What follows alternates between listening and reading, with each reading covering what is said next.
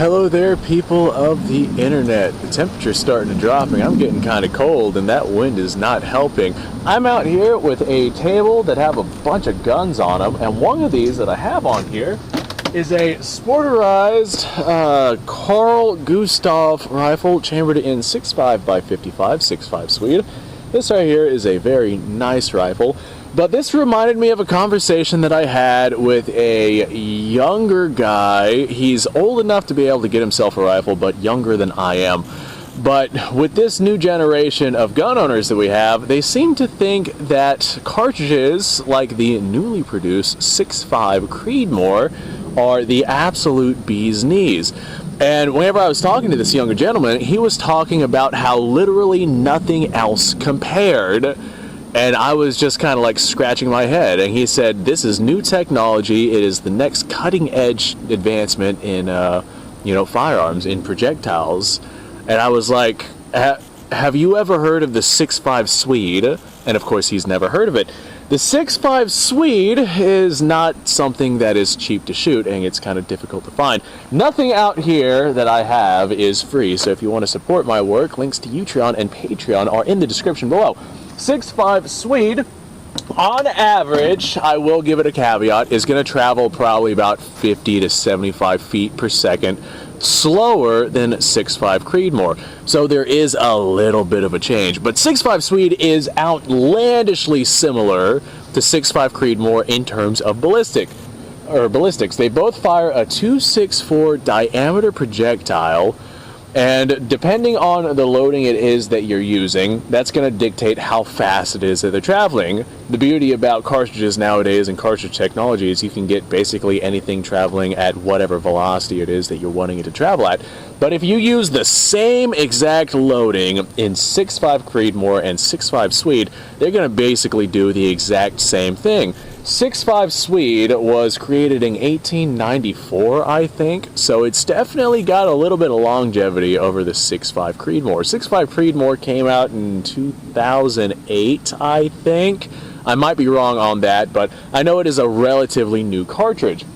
So whenever we have these newer gun owners come out and talk about the absolute laser-like precision of this new cutting-edge round, I love showing them the ballistic capabilities of the 6.5 Swiss, or 6.5 Swede. And whenever I show them this and just like I compare them side by side with 6.5 Creedmoor, and like they're always just absolutely mind-boggled. Now, like I said, these cartridges, like your loading and what it is that you decide to fire out of it is going to directly dictate velocities and bullet weights and things like that. The thing with these cartridges, the ones that have been around have been so heavily customized that I cannot tell you it is this weight bullet traveling at this velocity. Like, for example, 223, if we're talking about a military 55 grain loading of 223 out of an appropriate sized barrel, it's going to be traveling around 3,200 feet per second. But there's so many different loadings of 223 out there. Like, there's downwards of 40 grain projectiles and upwards of 70 grain projectiles, and they're all traveling all sorts of velocities,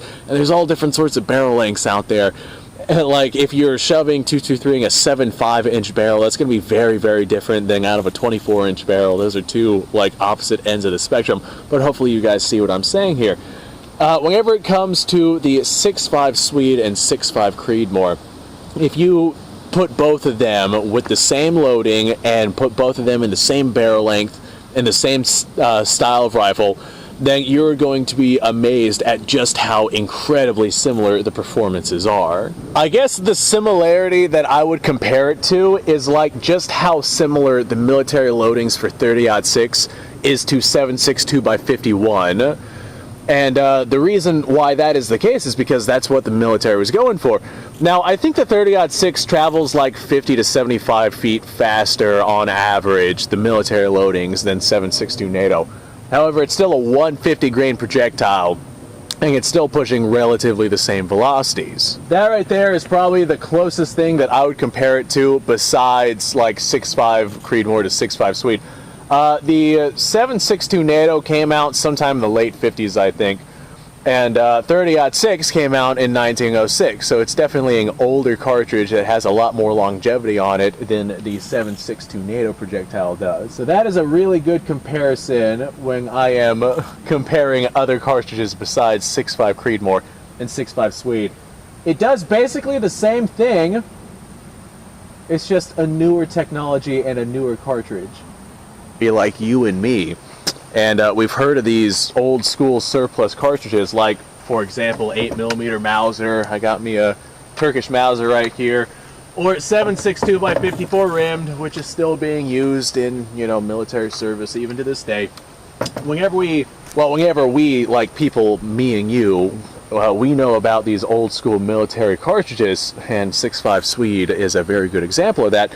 And these younger people who are noticing the new cutting-edge technology that is sweeping the nation, they don't know about these old things, and they think that this newer technology is, well, newer technology. And the fact is, it's been around for 140 years at this point, 130 years. It's been a long time. I just find the concept to be very interesting.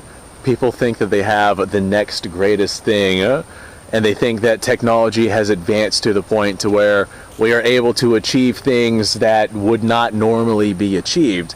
And 6.5 Creedmoor has some pretty incredible ballistics and whatnot, but man, there's cartridges out there that have literally been doing that since like our great-great-grandparents were, you know, just being born. And whenever I show people these old school cartridges that do what the newer cutting-edge cartridges are doing, man, I'm always amazed at the reactions I get. They're either like surprised, like, oh, would you look at that? I guess this technology has been around for a long time. Or they get angry, like, damn it, I wanted to love this to the absolute maximum of my capacity for passion.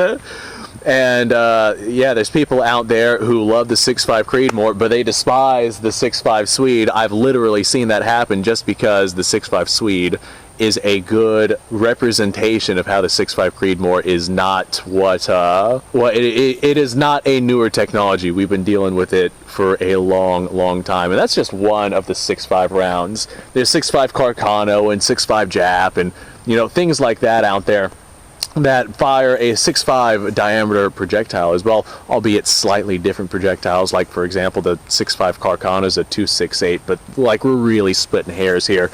And they fire it at different velocities. However, you can load it to whatever velocity it is that you're wanting.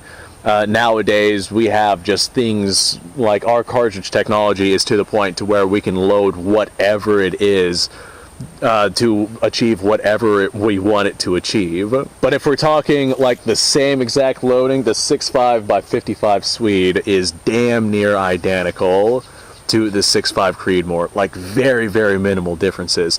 6.5 Creedmoor does have a slightly smaller case. I think it's a 48.8 millimeter case, whereas the 6.5 by 55 is a 55 millimeter case. So the 6.5 Creedmoor is slightly smaller, I'll give it that, but it does, like, that half a centimeter does not really make much of a difference. And it does literally the same thing. It's astonishing how similar these cartridges are. But I think I'm rambling at this point, so I'm going to say, folks, thank you ever so much for watching. I do appreciate your time. Like, subscribe, share, description below, link to all sorts of stuff. Go and go check that out. You guys go off, have yourself a fantastic day. I'm going to go grab me a jacket because the temperature's dropping and it's getting cold. I'll see y'all on the next video.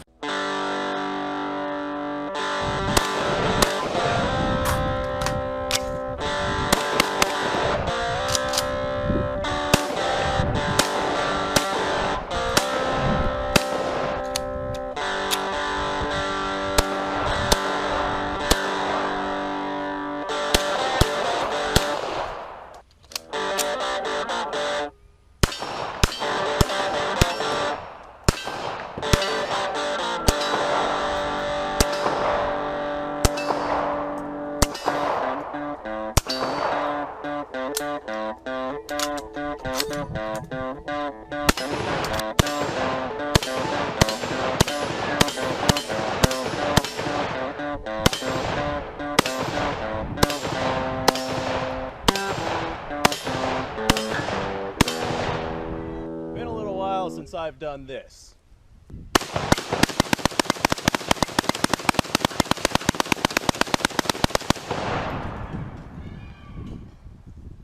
Bonnie and Clyde be damned. The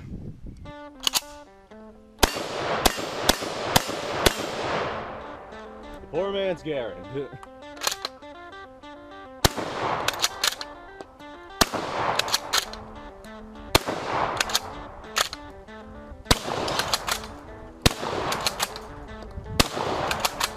It's a shame that bolt-action shotguns aren't more mainstream.